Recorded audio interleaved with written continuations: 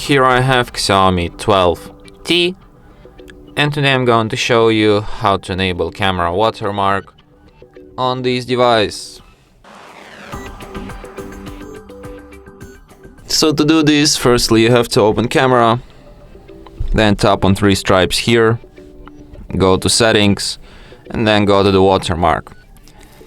So here you can add timestamp and also device watermark. So now let's take some photo just for an example to see how this watermark will look like. So as you can see here I have my phone model and also